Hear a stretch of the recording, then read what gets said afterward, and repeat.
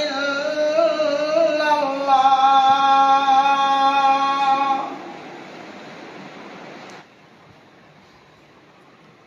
أشهد أن محمدا رسول الله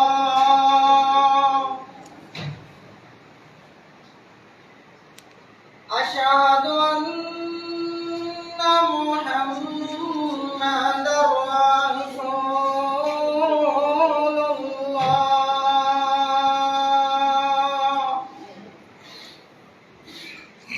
حي على الصلاة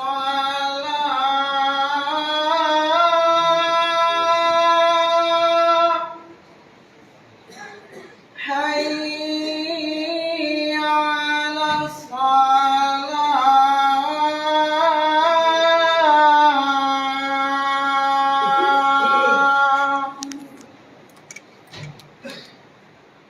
حي على الفلاح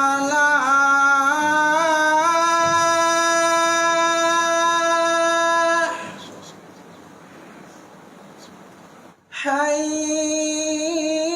على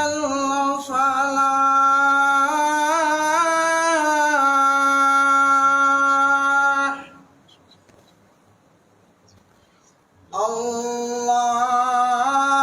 الله أكبر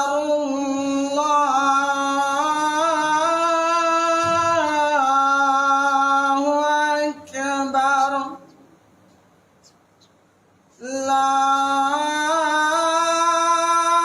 إله إلا الله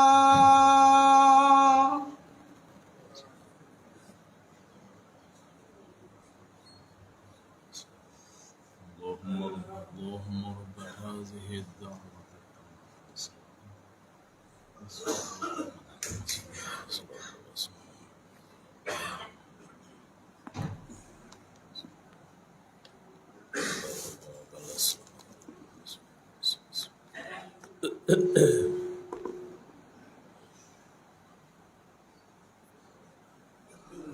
السلام علیکم ورحمۃ اللہ وبرکاتہ.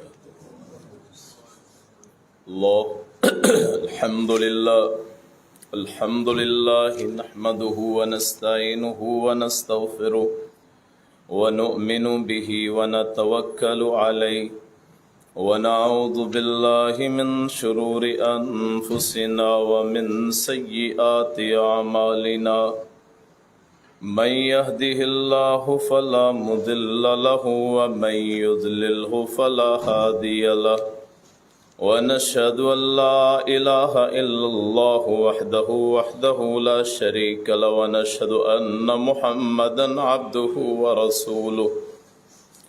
اللهم صل على محمد وعلى آل محمد كما صليت على إبراهيم وعلى آل إبراهيم إنك حميد مجيد. اللهم بارك على محمد وعلى آل محمد كما باركت على إبراهيم وعلى آل إبراهيم إنك حميد مجيد. رب اشرح لي صدري ويسر لي أمري واحلل عقدة من لساني يفقهوا قولي. رب زدني علما سبحانك لا علم لنا إلا ما علمتنا إنك أنت العليم الحكيم. أما بعد فإن خير الحديث كتاب الله وخير الهدي هدي محمد صلى الله عليه وسلم وشر الأمور محدثاتها وكل محدثة بدعة وكل بدعة ضلالة وكل ضلالة في النار. أعوذ بالله السميع العليم من الشيطان الرجيم.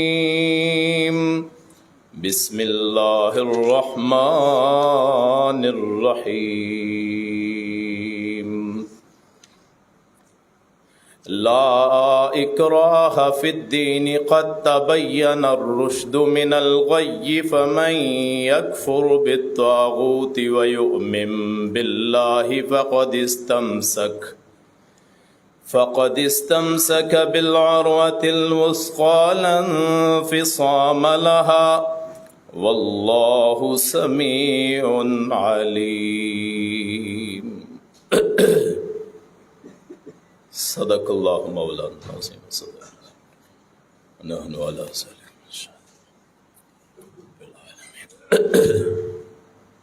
برادران اسلام، بزرگوں، دوستوں، بھائیوں،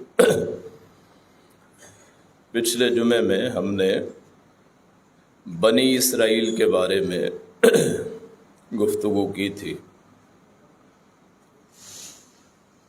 دوسرا حصہ انشاءاللہ اگلے جمعے میں بیان ہوگا. اس جمعے میں بیان کرنا تھا لیکن جڑاں والے میں ایک واقعہ ہوتا ہے کہ قرآن کی توہین شاید لوگوں کے سامنے جیسے بیان کیا جاتا ہے، تو میں نے اس موضوع پہ لب کشائی کرنے کا سوچا کہ معاشرے میں عدم برداشت وہ ختم ہو چکی ہے.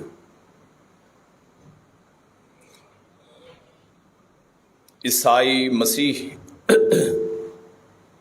یہود یا غیر مسلم،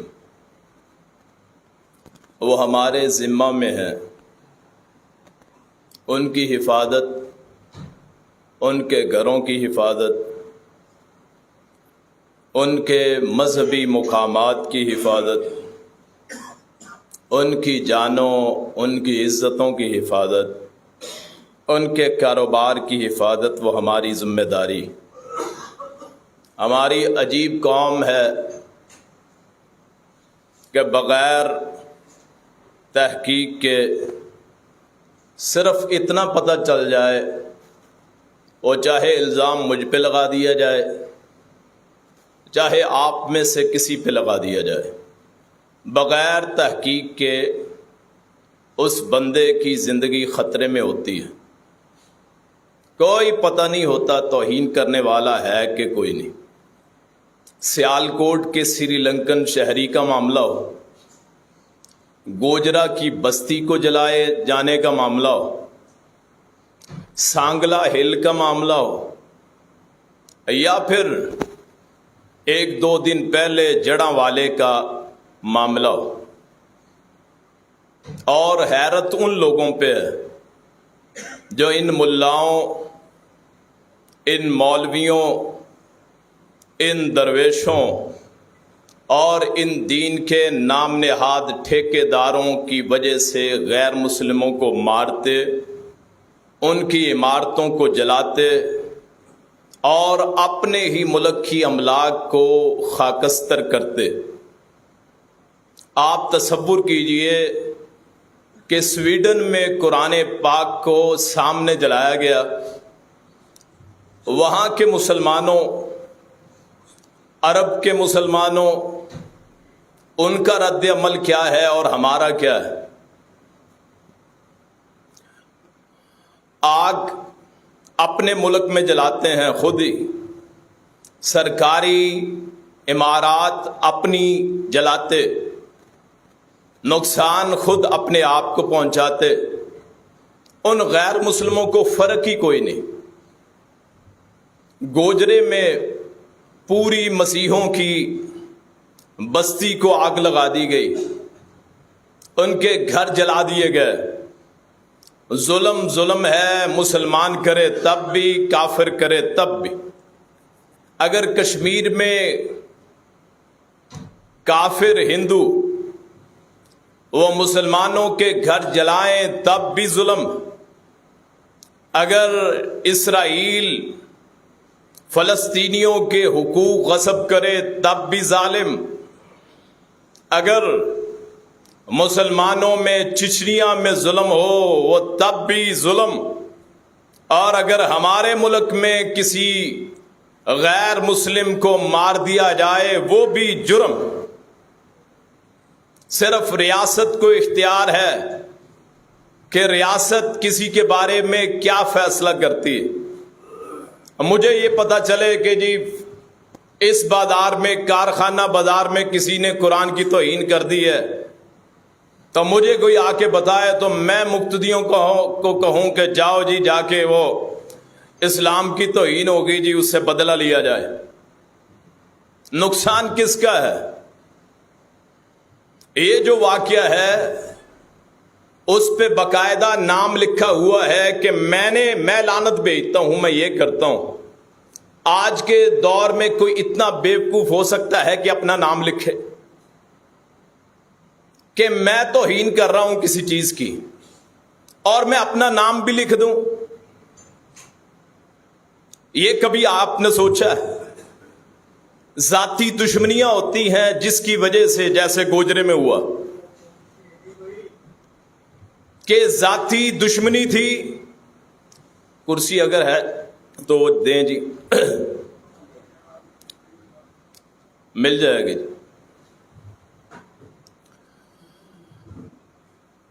ذاتی دشمنی کی وجہ سے کہا جی قرآن کریم کی توہین ہو گئی، لوگوں نے آؤ تاؤ نہ دیکھا، پوری بستی کو آگ لگا دی، اور اس کا نتیجہ کیا ہوا؟ پوری دنیا پہ آپ اور میرا یہ ان کے ذہن میں سکیچ جاتا ہے کہ یہ مسلمان ہیں جو ذرا سی بات پہ پوری بستیوں کو جلا دیتے ہیں۔ اسلام ایک جان کے بچانے والے کو کہتا ہے من احیاھا فکأنما احیا الناس جمیعا، جو ایک جان کو بچائے اس نے پوری کائنات کو بچا لیا، اور جو ایک جان کو مارے یا معاشرے میں فساد خرابی پیدا کرے، اسلام کے نزدیک اس نے پوری کائنات کو آگ لگا دی، ساری کائنات کو قتل کر دیا۔ ہمارے ذہنوں کو کیا ہو جاتا ہے اور اس کا رزلٹ کیا نکلا؟ وہ جو آگ لگانے والے گوجرے میں، وہ آج بھی سائیکلوں پہ پھیریاں لگا رہے، اور جن کے گھروں کو آگ لگائی گئی نہ حق، ان کو مکان ہم نے خود بنا کے دیے، ان کی کچی بستی کی جگہ پکی بستی بن گئی، ان کو بیرون ملک کے ویزے مل گئے، اور ہم یہاں وہی غربت کی چکی میں پیستے پیستے ہمارے حالات یہ۔ خدا نے آج تک اس قوم کی حالت نہیں بدلی، نہ ہو جس کو خیال آپ اپنی حالت کے بدلنے کا۔ اللہ تعالیٰ ان اللہ لا یغیر ما بقوم حتی یغیروا ما بانفسہم، یہ قرآن کی آیت ہے جس کا ترجمہ حضرت علامہ اقبال نے کیا کہ ہم کس حیثیت میں رحمت للعالمین کے ماننے والے، کہ ایک بندہ آیا آ کے جناب سید کائنات کے شافع شفیع المذنبین رحمت للعالمین کے گلے میں کپڑا ڈال کے اس کو بل دیتا ہے، حتیٰ کہ رحمت للعالمین کا چہرہ سرخ ہو جاتا ہے۔ گلا گھونٹ جانے کی وجہ سے صحابہ کی کثیر تعداد وہاں موجود ہے۔ آپ نے تو نہیں کہا میری توہین ہو گئی، آپ نے فرمایا اس آدمی سے تجھے ڈر نہیں لگتا کہ میں بدلہ لوں گا؟ اس نے کہا مجھے پتا ہے تو بدلہ لینے کو پسند نہیں کرتا ہے، آپ تحقیق تو کر لو پہلے ہوا کیا ہے. سیالکوٹ میں ایک فیکٹری، وہاں سٹیکر لگا ہے، اس پہ مثلا لبیک یا حسین لکھا ہے، یا لبیک یا رسول اللہ لکھا ہے صلی اللہ علیہ وسلم، یا خانہ کعبہ کی تصویر ہے. ایک غیر مسلم کو کیا علم ہے اس کی حیثیت کیا ہے؟ یہ قرآن مجید ہے، غیر مسلم کے نزدیک کچھ بھی نہیں ہے. یہ میرے اور آپ کے ایمان کا معیار. ایک غیر مسلم کو نہ آپ کے رسول کا پتہ، نہ آپ کے دین کا پتہ، نہ آپ کی کتابوں کا پتہ، نہ آپ کے معاملات کا پتہ. یہ میری اور آپ کی کوتاہی ہے کہ ہم نے اسے بتایا ہی نہیں کہ ہمارا دین کس قدر بڑا ہے، کہ ہم فرقہ پرستی میں پھنسے ہوئے. انہوں نے جو غیب مسلموں نے جب دیکھا کہ یہ تو خود لڑتے ہیں، یہ رسمی مسلمان، چند دن کے مسلمان، یہ ربیع الاول کے مسلمان، یہ محرم کے مسلمان، یہ رمضان کے مسلمان، یہ رسومات کے مسلمان، ان کے گھروں میں بچہ پیدا ہوتا ہے، کانوں میں اذان ہوتی، ان کا نکاح ہوتا ہے، 6 کلمے ہوتے ہیں، ان کی فوتگی ہوتی ہے، وہاں جنازہ ہوتا ہے، رسمیں ہوتی ہیں. اس کے علاوہ ہم نے غیر مسلموں کو کب بتایا کہ ہمارا اسلام کیا کہتا ہے؟ جب یہ علم نہ دیا تو پھر ان کا قصور کیسے ہو گیا؟ ہاں، اس کے باوجود اگر کوئی غیر مسلم قرآن کی توہین کرے، رسالت مآب صلی اللہ علیہ وسلم کی توہین کرے، دین اسلام کے شاعر کا مذاق اڑائے، احادیث نبویہ کا مذاق اڑائے، اسلام کی تہذیب کرے، بے عزتی کرے، پمفلٹ مثلا کو چھپوا دے، کوئی گالی دے دے، اس کا بہترین طریقہ یہ ہے کہ ان کو بلایا جائے، ان کو یہ بتایا جائے ہمارا اسلام وہ نہیں ہے جو تم کہتے ہو. ہمارا اسلام وہ کسی ایک فرقے کا نہیں ہے، کسی ایک زمانے کا نہیں ہے، کسی ایک مسلک کا نہیں ہے، کسی ایک ملک، کسی قوم کا نہیں ہے، کسی ذات پات کے تصور کا نام نہیں ہے. ہمارا اسلام کائنات کا سب سے بڑا داعی ہے جو امن کی طرف بلاتا ہے، سلامتی کی طرف دعوت دیتا ہے. ہم نے اپنوں کو کافر کہا، اور جس گروہ سے میرا تعلق، چاہے میں بیان کروں نہ کروں، کس کس گلی پہ نہیں لکھا کہ یہ گستاخ میرے بارے میں، آپ کے بارے میں. جس مسجد پہ اہل حدیث لکھا ہوتا ہے اس کے بارے میں کون نہیں کہتا کہ گستاخ؟ حتیٰ کہ سلام لینے کو حرام سمجھتے، ان کے پیچھے نماز نہیں ہوتی، یہ منکر. یہ غیر مسلم تو نہیں کہتے ہیں، کون کہتے ہیں؟ کلمہ گو کہتے ہیں، اللہ رسول کے ماننے والے کہتے ہیں. کون لوگ جنہوں نے یہ فتویٰ دیا کہ ایک وہابی کو مارو تو 100 شہیدوں کا ثواب ملے گا؟ میں پورے حوالے دے سکتا ہوں، لیکن پھر آپ کہیں گے کہ فرقہ پرستی ہے، آپ پھر کہیں گے جی مذہبی تشدد ہے، آپ کہیں گے کہ عصبیت. کہ کسی نے حضرت صاحب سے پوچھا، ایک مفتی سے، نام اس لیے نہیں لیتا کہ انتشار پھیلے گا، کہ کسی وہابی کو اپنی بیٹی کا رشتہ دے دیں. اس نے کہا کسی کتے سے شادی کر دو، ان سے رشتہ نہ کرو. کون کہتے ہیں؟ ہمارے ملا، ہمارے بکے ہوئے دانوں کے ملا، ہمارے پیسہ فروش، دین فروش، قبر فروش، کفن فروش، قبروں کے پجاری، اولیاء کے نام کی کمائیاں کھانے والے، انہوں نے یہ فتوے دیے، جنہوں نے کہا یہ فلاں ہے، ناپاک ہے، ان کی اذان سوروں کی اذان. یہ ہمارے مسلمان کہتے سب سے زیادہ تشدد اگر ہے تو ہم مسلمانوں میں. میں کہتا ہوں مسلمانوں، خدا کا واسطہ ہے کم از کم آپس میں تو مل بیٹھو. نعرے وہ لگاتے، ربیع الاول آئے گا آپ سنیں گے کہ سوائے شیطان کے ہر ایک جشن مناتا ہے. کون کہتا ہے میرا عقیدہ ہے جو کلمہ پڑھ لے وہ اہل حدیث ہو، اہل سنت ہو، دیوبندی ہو، بریلی ہو، حتیٰ کہ شیعہ ہو، جو کلمہ گو ہو، اللہ رسول کو مانتا ہو، وہ حقیقت اصل میں جنت میں لازمن جائے گا۔ کمی کوتاہی اپنی جگہ ہے۔ آئیے ہم شروع کرتے ہیں اپنے شہر سے۔ میں غیروں کے اماموں کے پیچھے نماز پڑھنے کے لیے تیار، جس امام کے پیچھے کہیں، جس امام کے سامنے بٹھائیں بیٹھنے کے لیے تیار۔ آئیں لوگ بھی وسعت کریں، ہمارے پیچھے بیٹھنے کے لیے تیار ہوں، ہمارے پیچھے نماز پڑھنے کے لیے تیار ہوں۔ جب آپ اپنے دین میں مخلص نہیں ہے تو غیر مسلموں کو کیسے اسلام کی تعلیم دے سکتے؟ آپ نے قرآن سمجھا ہی نہیں، اور قرآن مارنے کو کہتا ہے۔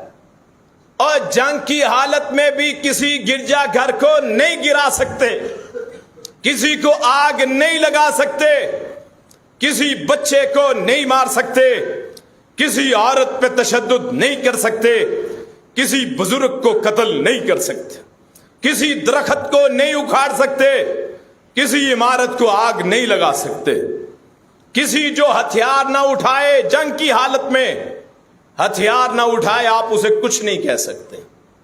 یہاں تو امن ہے، اچانک اعلان ہوتا ہے مسلمانوں گھروں میں بیٹھے ہو، ناشتہ کر رہے ہو، وہ جو عیسائیوں نے آگ لگا دی، اور وہ اتنا بیوقوف ہوگا کہ اپنا نام لکھ دے گا اور ہم وہاں پہنچ جائیں گے۔ اور سٹیکر اتارا اس نے سری لنکن شہری اور گرا دیا، اسے کیا پتا حسین کون؟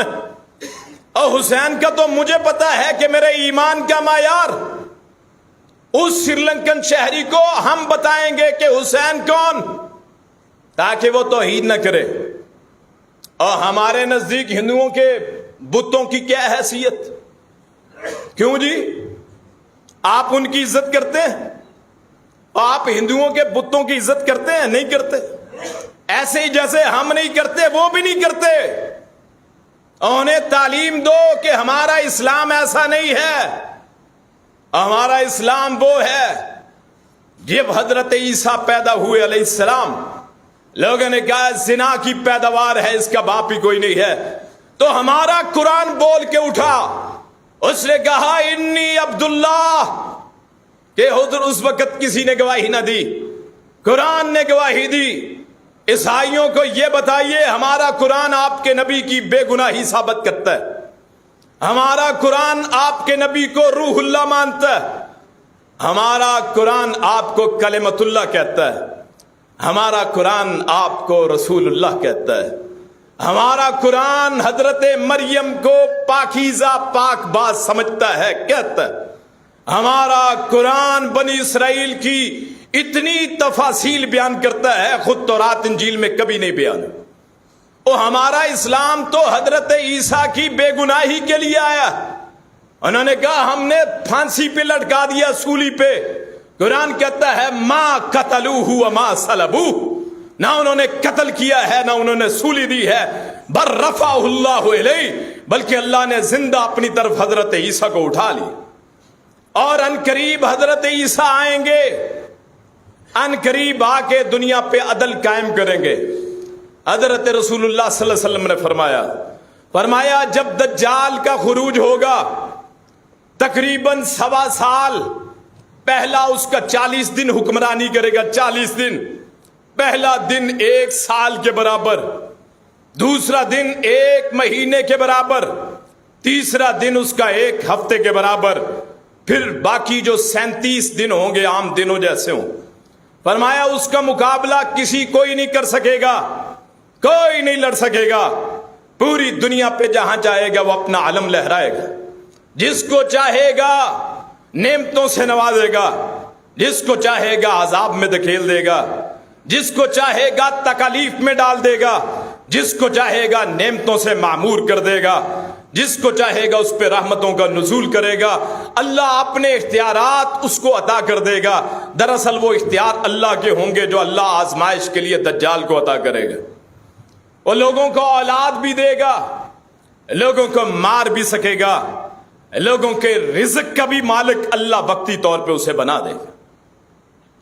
اس کا مقابلہ کون کریں گے؟ حضرت عیسیٰ علیہ السلام.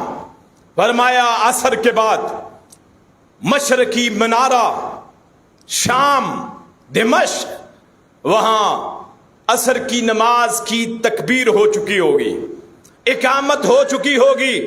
اچانک آسمان سے آواز آئے گی، دو فرشتے ان کے پروں پہ حضرت عیسیٰ اپنے ہاتھ رکھے ہوئے نازل ہوں گے، دو فرشتوں کے پروں پہ. فرمایا ان کو دیکھ کے لگے گا جیسے ابھی ابھی یہ غسل کر کے آئے. سر جھکائیں گے تو موتیوں کی طرح پانی گرے گا. وہ حضرت عیسیٰ آئیں گے، شور مچ جائے گا، نماز رک جائے گی، نہیں ہوگی.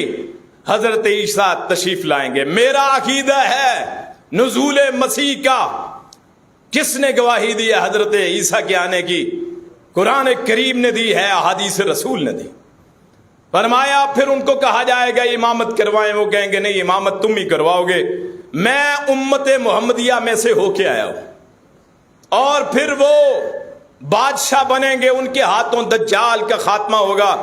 میرے رسول نے فرمایا دجال ان کو دیکھ کے، وہ جو دنیا میں سب سے بڑا فتنہ ہے، فرمایا دنیا کی تاریخ میں حضرت آدم سے لے کے حدیث نوح علیہ السلام سے لے کے ساری تاریخ میں جتنے انبیاء آئے تمام نے دجال سے اپنی امتوں کو ڈرایا کہ دجال اتنا بڑا فتنہ آپ تصور نہیں کر سکتے.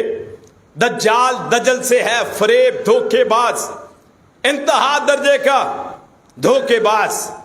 فرمایا اس کو حضرت عیسیٰ کو دیکھ کے ایسے پگھلے گا جیسے نمک پانی میں پگھلتا ہے، کہ نمک پانی میں ایسے گھلتا ہے سینکڑوں میں ختم ہو جاتا ہے. حضرت عیسیٰ کو دیکھ کے دجال پگھلنا شروع ہو جائے گا، اس کا وجود سمٹنا شروع ہو جائے گا. حضرت عیسیٰ پھر ہتھیار سے اس کو ماریں گے، مسلمانوں کو اس کا خون دکھائیں گے، اور باب لد پہ اس کا خاتمہ ہوگا. یہ عیسائیوں کو کس نے بتلایا کہ حضرت عیسیٰ نے آ کے دجال کو مارنا ہے؟ قرآن کریم اور احادیث نے، وگرنہ ان کی تاریخ میں ہے کیا؟ اور پھر اس سے زیادہ ظلم کیا ہوگا کہ گرجا گھروں کو تقریباً 16 گرجا گھر جڑاں والے میں جلائے گئے. اور ان میں کن کتابوں کو جلایا گیا؟ چاہے وہ بعد میں لکھی گئی ہے تو انجیل کے نام سے. انجیل وہ کتاب ہے جو اللہ تعالیٰ نے حضرت عیسیٰ پہ نازل کی. اگر تمہارے قرآن کی توہین ہوتی ہے تو کیا انجیل کی توہین ہوتی ہے کہ نہیں؟ کیوں نہیں سمجھتے؟ میرا کتا کتا، تمہارا کتا کتا، ہمارا کتا ٹومی. ہماری عزت ہے، غیروں کی کوئی عزت نہیں. حالانکہ تمہاری تو عزت ہی دنیا میں نہیں ہے. جگہ جگہ سے ٹکے ٹکے کی بھیک مانگتے اور لبیک یا رسول اللہ کے نعرے لگانے والی پوری پارٹیاں دین کو مذاق بنا کے رکھ دیا. سنجیدہ طبقہ تو دین والوں کے نزدیک تک نہیں آتا کہ سوائے مار کٹائی کی اور ہے کیا. فرانس میں خاکہ بنتا ہے، ڈنمارک میں بنتا ہے، ناروے میں بنتا ہے، سویڈن میں توہین ہوتی ہے، پاکستان کی عمارتوں کو آگ ہم لگاتے ہیں. کہاں کے سمجھدار آدمی؟ اب مقروض آدمی کی جو زندگی ہوتی ہے، آزاد ہونا ہے تو اس پورے نظام سے آزاد ہوئیے، بے انصافی سے آزاد ہوئیے، اس نظام سے چھٹکارا حاصل کیجئے. وہی ملا درویش جو چند ٹکے کی خاطر اپنے فتوے کو بدل لیتے ہیں، ان کے کہنے پہ گاڑیوں کو آگ مت لگائیے، اپنے معاشرے کو آگ میں مت جھونکیے. کتنے وہاں معصوم مسیحی شہری ہوں گے، اور چلو پتہ نہیں کسی نے کیا ہے بھی کہ نہیں. جیسے میں نے پہلے کہا نام لکھ دیا اس نے، کون نام لکھتا ہے؟ اور جرم کرنے کے بعد نام اس کو پتا ہے، سزا ملے کہ کوئی لکھتا ہے؟ کتنے معصوم وہاں بچے ہوں گے. رسول اللہ نے فرمایا کل مولود یولد علی الفطرہ فابواہ یحودانہ وینصرانہ ویمجسانہ. ہر بچہ وہ حقیقت پہ پیدا ہوتا ہے، اسلام پہ پیدا ہوتا ہے. اس کے ماں باپ اس کو عیسائی بنائیں، یہودی بنائیں، مجوسی بنائیں، بدھ مت بنائیں، ہندو بنائیں، سکھ بنائیں، کافر بنا دیں، جو بنا دیں وہ علیحدہ. لیکن بچے کا کیا قصور؟ عیسائیوں کے بچے ہوں، یہودیوں کے بچے ہوں، ہندوؤں کے ہوں، مسلمانوں کے ہوں، غیر مسلموں کے ہوں، تمام کے تمام جنت میں جائیں گے۔ ان کا کیا قصور ہے؟ 2 دن ہو گئے وہ اپنے گھروں سے بے گھر ہیں۔ ان دین کے ٹھیکیداروں سے پوچھئے، اور تمہاری اوقات تو اتنی ہے کہ پھر امریکہ سے فون آتا ہے تمہارے 1200 بندے گرفتار ہوتے ہیں، یہ اوقات؟ حرکتیں اتنی نیچ، غلام قوم، سوچ غلام، رسموں کے پجاری، یہ کون سا دین؟ وہ سٹیکر پھینکا اس نے، سری لنکن شہری نے، پکڑ کے اس کو مار دیا، ایک ایک ہڈی توڑی گئی۔ وہ کہتا رہا مجھے سمجھاؤ، بتاؤ تو صحیح۔ انہوں نے کہا نہیں، تو کون ہوتا ہے پوچھنے والا؟ دین کے ٹھیکیدار تو ہم ہیں، اور جنت دوزخ میں فیصلہ ہم نے کرنا ہے۔ صحابہ کرام کی زندگی دیکھیں، اسلام سے پہلے کوئی زانی، کوئی شرابی، کوئی قاتل، بیٹیوں کو زندہ درگور کرنے والے، کوئی رسول اللہ کی توہین کرنے والا، حبشی کون؟ حضرت حمزہ کا کلیجہ چبانے والا۔ لیکن اسلام سارے گناہوں کو مٹا دیتا ہے۔ اور جس نے گستاخی کی ہے اس کو تم اسلام کی دعوت دو۔ مارنا نہ مارنا گورنمنٹ کا کام ہے، کیس چلاؤ، ثابت ہو جائے ٹھیک، نہ ہو سزا، نہ سزا دی جائے۔ اور اس کو مارا گیا۔ پھر اس کا نتیجہ دیکھیں آپ، نتیجہ کیا ہوتا ہے؟ اگر کوئی گرمی لگ رہی ہے تو چلا دے پنکھ، کسی کو مسئلہ ہے، ایک بندہ کھڑا ہو کے بس چلا۔ نتیجہ کیا ہوا؟ $1,00,000 سیالکوٹ کے شہری، یہ اس سے بھی زیادہ جمع کرتے ہیں، اس کی فیملی کو دیتے۔ اور بعد میں جو آپ کو ترس آتا ہے، وقت پہ کیوں نہیں ترس آتا؟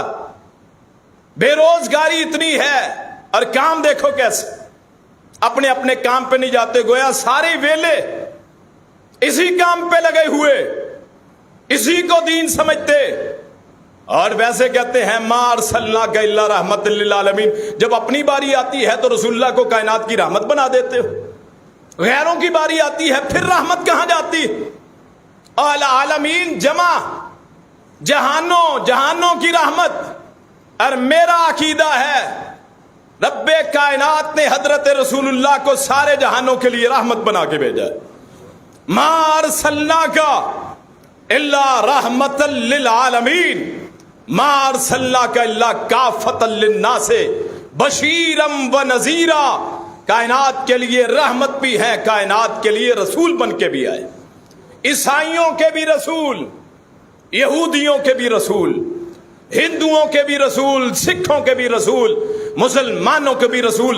ہم کون ہوتے ہیں ٹھیکیدار بننے والے؟ حضرت رسول اللہ صلی اللہ علیہ وسلم۔ سویڈن میں قرآن جلا، ہم نے اپنی مارکیٹوں کو جلایا، گاڑیوں کو آگ لگائی۔ مزہ تب ہے اپنے گاڑی کو آگ لگائے آدمی جو اپنے پیسوں سے خریدی ہے، اپنے گھر کو آگ لگائے جو اپنے پیسوں سے بنایا، غیروں کی جائیدادوں کو وہاں جلا کے خاستر کرتے ہو اور اپنے آپ کو مسلمان کہتے ہو۔ قیامت کے دن کہاں جواب دو گے کہ میں نے غیر کے مال کو نقصان پہنچایا؟ رسول اللہ کی حدیث سن لیجئے، ایمان تازہ ہو جائے۔ میرے رسول صلی اللہ علیہ وسلم نے فرمایا، کائنات کے شفیع نے فرمایا، شافع محشر نے فرمایا، ساقی کوثر نے فرمایا، رحمت للعالمین نے فرمایا جس بندے نے کسی مسلمان سے تکلیف دور کی، اللہ قیامت کے دن کسی بندے کا ہے، مسلمان نے کسی بندے سے کوئی تکلیف دور کی، اللہ قیامت کے دن اس کی تکلیفیں دور کر دے گا۔ ہم آگ لگائیں اور ہم رسول اللہ کے امتی ہوں، ہم ان کے نام لیوا ہوں تو شرم کی بات ہے۔ ایسے امتی کو کون سا رسول چاہے گا کہ وہ میری امت میں شامل ہو؟ حضرت عیسیٰ سے کسی نے پوچھا اگر کوئی آپ کے دائیں گال پہ تھپڑ مارے تو کیا کرے؟ اس نے کہا بائیں بھی آگے کر دیں۔ اس کی امت کو مارا، اور آپ کی تو قسمت ہی یہ لکھا ہے آپ کی قسمت پہ کہ آپ باہر نکلتے ہیں تو شاید بم دھماکہ ہو جائے. ہماری تو قسمت ہی ایسی ہے. اور سزا ہے کہ ہم نے آپ کو مومن بنایا ہی نہیں. ہم نے ملک کس لیے لیا تھا کہ حضرت قائد اعظم فرماتے ہیں جو پاکستان کے بانی کہ اسلام ہم نے اس لیے خطہ حاصل کیا کہ ہم اس کو اسلام کی جگہ بنائیں, اسلام کے اصولوں کی جگہ بنائیں, اسلام کا قلعہ بنائیں. اور ہم نے تو اپنے موسن کے ایمبولنس کا تیل ہی ختم کر دیا تھا. اور یہ ہجوم ہے, کام نہیں ہے. کام وہ ہوتی ہے آپ چلے جائیں جو پورے نظم و ضبط سے چلتی. یہاں جس کا ہاتھ پڑتا ہے کل گزرتا ہے. اسلامیہ یونیورسٹی بھاولپور میں ہزاروں لڑکیوں کی ننگی ویڈیو کنہوں نے بنائی؟ ہمارا معاشرہ ہے, بے حس معاشرہ ہے, اس پہ کوئی ایکشن نہیں ہے. اس لیے کہ وہاں طاقتور لوگ بیٹھے. رسول اللہ نے فرمایا وہ قومیں تباہ ہو جاتی ہیں جہاں کوئی طاقتور آدمی چوری کرے اور اس سے چھوڑ دو, اور کوئی چھوٹا آدمی چوری کرے اس کو پکڑ کے سزا دے دو. پر فرمایا پچھلی قومیں ہلاک ہو گئیں. لو ان فاطمہ بنت محمد سرقت لقطعت یدہا, اگر میری بیٹی جنت کا ٹکڑا, جنت کی عورتوں کے سردار حسن و حسین کی والدہ حضرت علی المرتضیٰ کرم اللہ وجہہ, ان کی اگر زوجہ وہ چوری کرے, محمد کی بیٹی چوری کرے, محمد اس کا ہاتھ بھی کاٹ دے صلی اللہ علیہ وسلم. یہ ہے اسلام کا نظام کہ اپنوں کو بھی معاف نہیں کرنا. اور اس یونیورسٹی میں درندگی کی انتہا دیکھیے, کوئی کیس نہیں ہے. جب مجرم ہے ہنستے ہوئے باہر وکٹری کا نشان بنا کے آتا ہے. ہمارے نظام انصاف پہ اس نے تماچا مارا کہ جاؤ جو ہوتا ہے تم سے کر لو, ہم طاقتور لوگ ہیں, ہمیں پوچھنے والا کون.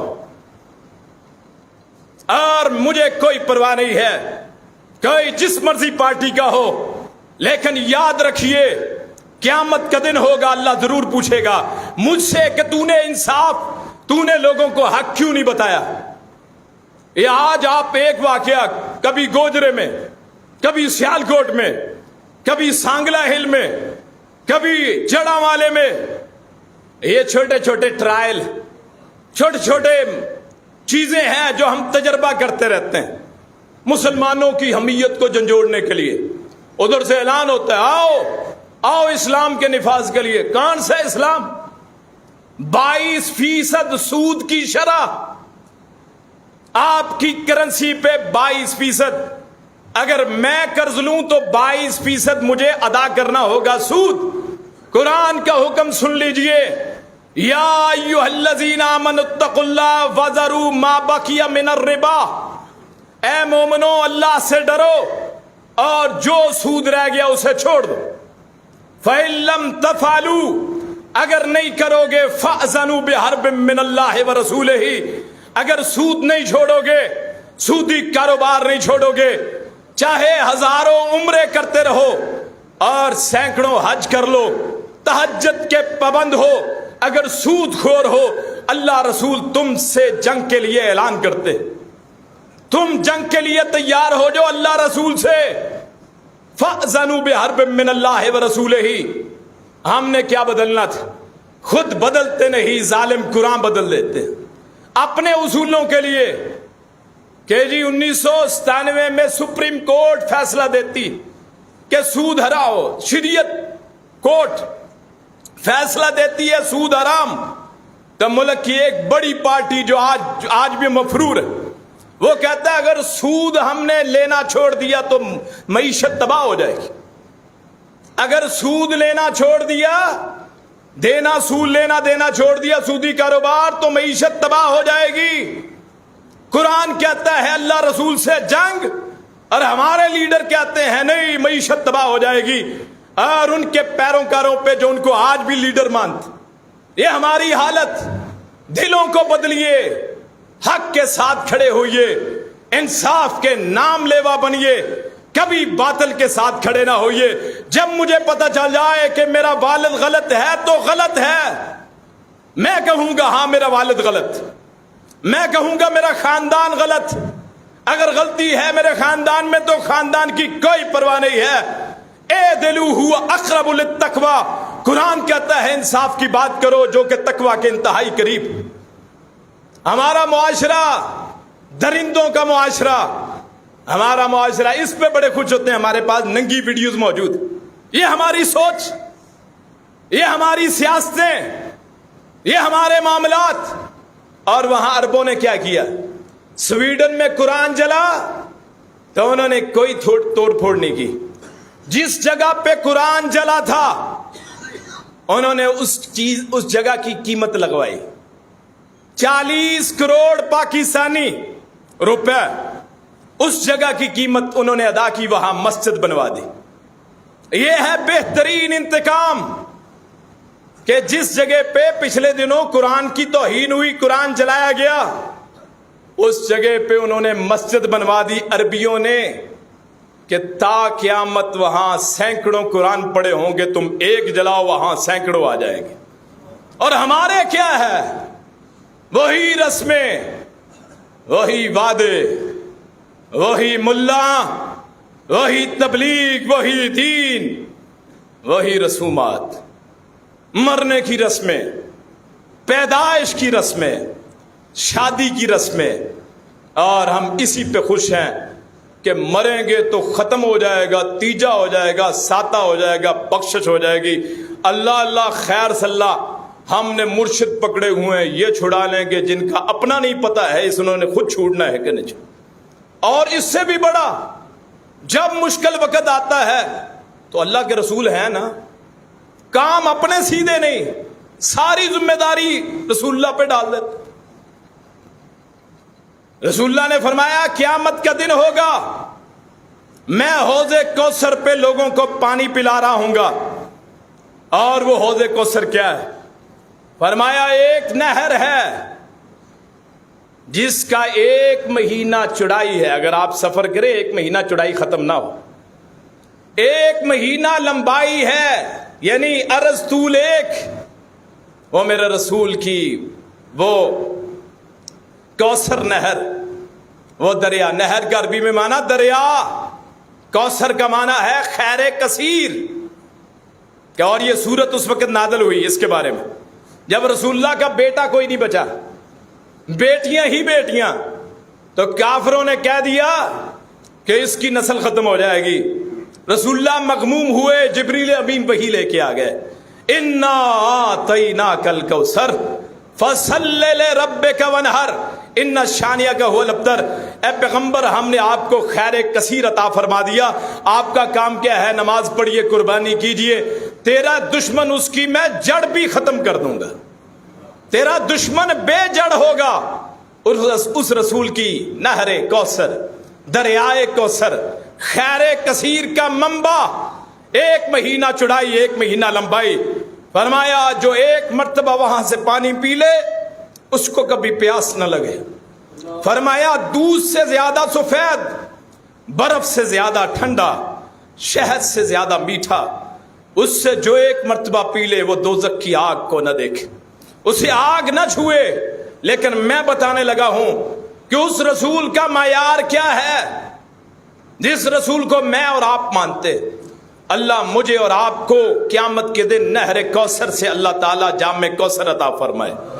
رسول اللہ کے ہاتھوں ہمیں جام کوثر مل جائے اور ہمارے لیے اس سے بڑھ کے کیا ہے صلی اللہ علیہ وسلم. تو فرمایا میں پلاؤں گا، لوگ پیتے جائیں گے، جنت میں جاتے جائیں گے، پیاس ختم ہوتی جائے گی، گروہ در گروہ آئیں گے.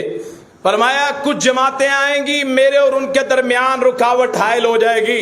حالانکہ ان کے اعضاء چمکتے ہوں گے، ان کے ماتھے، ان کے ہاتھ، ان کے پاؤں، چہرے چمکتے ہوں گے، خوشبوئیں آ رہی ہوں گی. کیوں؟ نمازی ہیں، تہجد گزار ہیں، لیکن میرے قریب آئیں گے تو رکاوٹ بن جائے گی.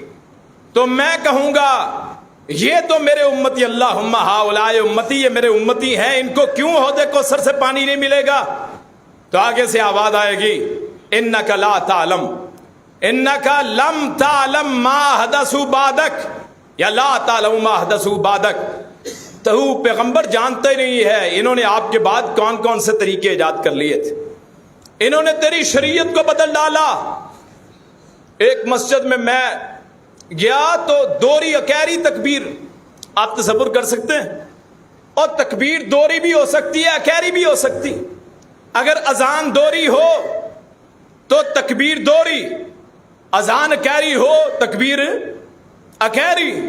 اور میں نماز پڑھانے لگا، اس نے کہیں سنگل تکبیر کہہ دی کہری، تو ایک بندہ وہ اٹھ کے چلا، کہتا میری نماز ہی نہیں ہوتی دوری تکبیر کے بغیر۔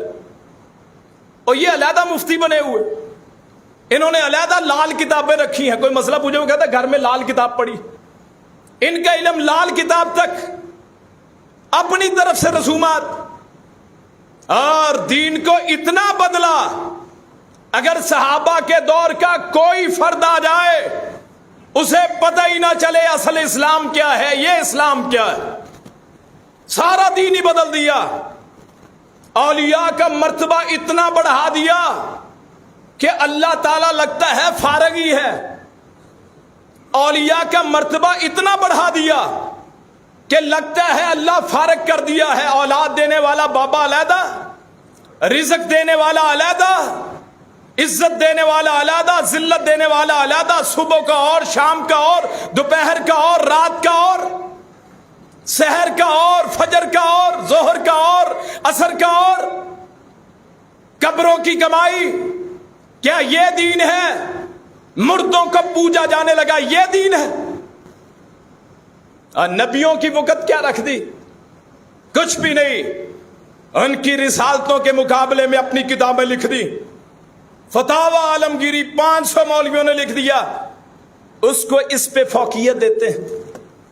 اس کتاب پہ جس کو آپ کہتے ہیں نا آگ لگائی، قرآن کی آیت پڑھے وہ کہتے ہیں نہیں فتاوی عالمگیری میں لکھا ہے۔